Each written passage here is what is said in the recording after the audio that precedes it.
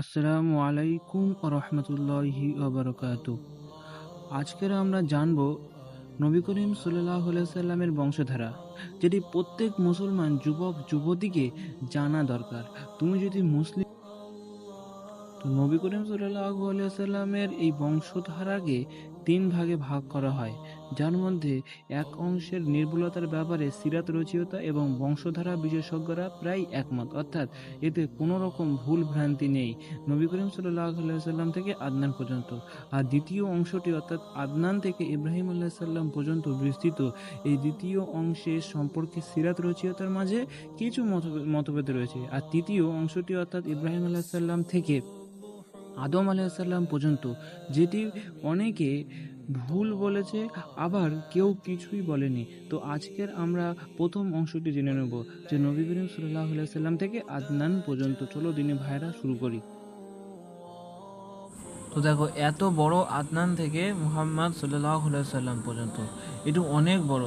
যে আদনান থেকে মাদ থেকে নিজার, নিজার থেকে মুদার, এভাবে এভাবে চলতে চলতে চলতে চলতে অবশেষে মুহাম্মদ সাল্লাল্লাহু আলাইহি সাল্লাম এসেছেন।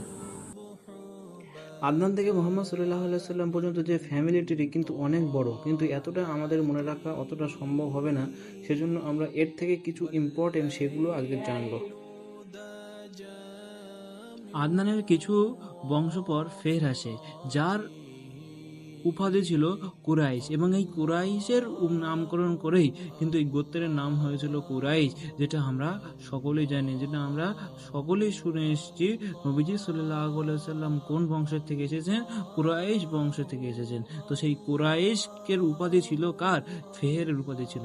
অর্থাৎ আদনানের কিছু বংশ পর ফেহের আসে, তার উপাধি ছিল কুরাইশ, এবং তার প্রতি সম্বন্ধিত করেই কুরাইশ গোত্রকে কুরাইশ বলা হয়।